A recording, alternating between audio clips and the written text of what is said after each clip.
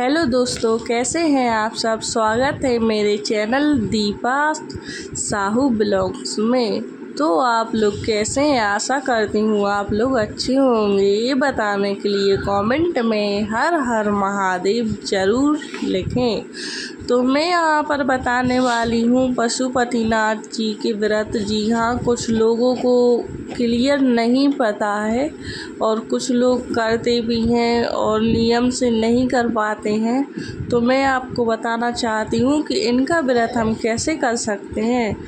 तो सोमवार के दिन सबसे पहले सुबह आप लोग जल्दी उठिएगा, क्योंकि ये व्रत ना 7:30 मतलब सुबह का जो टाइम होता है ना 7:30, इससे पहले इनकी पूजा हो जानी चाहिए। और इनकी पूजा के लिए आपको पंचामृत चाहिए होता है। जैसे कि पंचामृत में दूध आ जाता है, दही आ जाता है, घी आ जाता है, शहद आ जाती है और शक्कर नहीं तो गुड़ भी या गंगाजल, इन सब को मिलाकर आप पंचामृत बना सकते हैं। तो इससे ही आप अभिषेक करते हैं। तो सबसे पहले अभिषेक के लिए आप थोड़ा जल लीजिएगा, जल में आप गंगाजल मिला लीजिए और पहले शिव जी का अभिषेक करिएगा। अभिषेक के बाद आप पंचामृत से अभिषेक करिएगा, फिर शिव जी का अभिषेक जल से करिएगा, तभी ये पूरा फलदायी होता है। क्योंकि यही विधान है, शिव जी का सबसे पहले अभिषेक जल से ही किया जाता है। और उसके बाद अगर आपके पास बेलपत्र, समी, फूल, फल जो भी है तो आप शिव जी को एक एक करके चढ़ा दीजिएगा। या इनमें से कुछ नहीं है तो ऐसा नहीं है कि ज़रूरी ही है उपलब्धि होना। भगवान सबके हाव भाव जानते हैं। तो अपना मन निर्मल रखिए, पवित्र रखिए। उस दिन कोई झूठ ना बोले, ना गंदे विचार लाएं और अपने मुख से किसी के बारे में कुछ भी उल्टा सीधा ना बोले और किसी की निंदा भी नहीं करना चाहिए।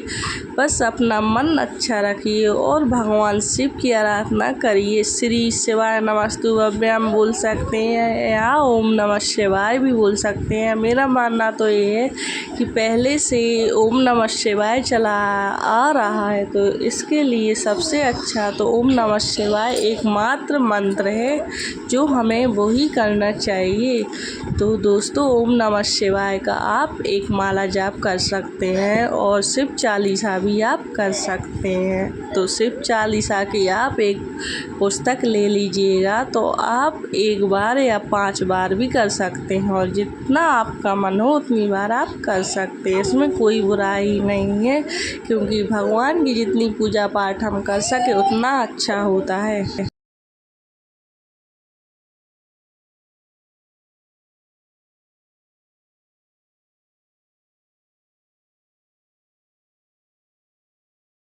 तो सुबह में आप घी का दीपक जला सकते हैं। अगर घी नहीं है, किसी किसी के पास घी उपलब्ध नहीं होता है, तो तेल का भी दिया जला सकते हैं।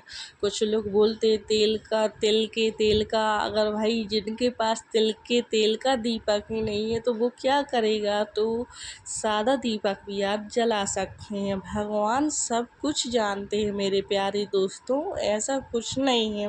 मेरा तो मानना है भगवान भाव के भूखे हैं। मैंने भी किया है, मेरे पास जो भी उपलब्ध होता है बस वो ही चढ़ा देती हूँ। तो आप लोग ऐसे व्रत कर सकते हैं। और शाम के टाइम में आप लोग देखिए खीर बना सकते हैं या हलवा बना सकते हैं या मुगत के लड्डू बना सकते हैं। और बाहर से कोई प्रसाद मत लाना, क्योंकि घर का बनाया हुआ ही श्रेष्ठ होता है, शुद्ध होता है। बाहर का हम नहीं देख कर आए हैं कि कैसा होता है, इसलिए कोशिश यही करें कि घर का ही बना हुआ होना चाहिए। अब आपको करना क्या है कि इनके 3 हिस्से कर लेने हैं और भगवान शिव के मंदिर ले जाना है और 6 दीपक लगाना है। इनमें से 5 दीपक आपको वहाँ जलाना है। रखना तो आपको 6 दीपक उनके सामने ही है, लेकिन भूल से भी आप 6 मत जला देना, आप 5 ही जलाइएगा।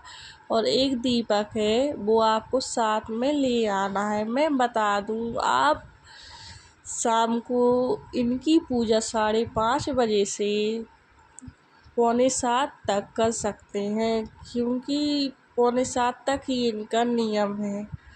जो हम कहते हैं प्रदोष काल, तो प्रदोष काल 5:30 बजे से शुरू होता है और 6:30 तक रहता है। और कभी आप लेट हो जाते हैं तो 6:45 तक आप इनकी पूजा कर सकते हैं, इसमें कोई बुराई नहीं है। तो आप लोग शाम को चाहें तो कपूर भी ले जा सकते हैं और कपूर से भी शिव जी की आरती कर सकते हैं। तो अब आपको करना ये है कि 3 हिस्सा जो आपने लिया है तो शंकर जी के सामने रख देना है और 2 बहीन छोड़ आना है और एक अपनी थाली में ले लेना है और वो जो दीपक है वो भी साथ में लेकर आ जाना है। मैं बता दूं कि यहाँ पर थाली एक ही होनी चाहिए, मतलब जो आपने सुबह ली है ना उसको धोना नहीं है, क्योंकि ये व्रत एक ही थाली से शुरू होता है। जैसे मान लीजिए आपने सुबह जिस थाली में पूजन किया है तो उसी थाली में आपको शाम को पूजन करना है, वो थाली बदलना नहीं है। गलती से भी उसको मांजने के लिए मत रख देना और उसी थाली में आपको भोग ले जाना है और शाम की पूजा का जितना सामान है वो ले जाना है। शाम की पूजा में आपको पता ही होगा कि 6 दीपक लगेंगे और इनका प्रसाद होता है और थोड़ा सा जल होता है,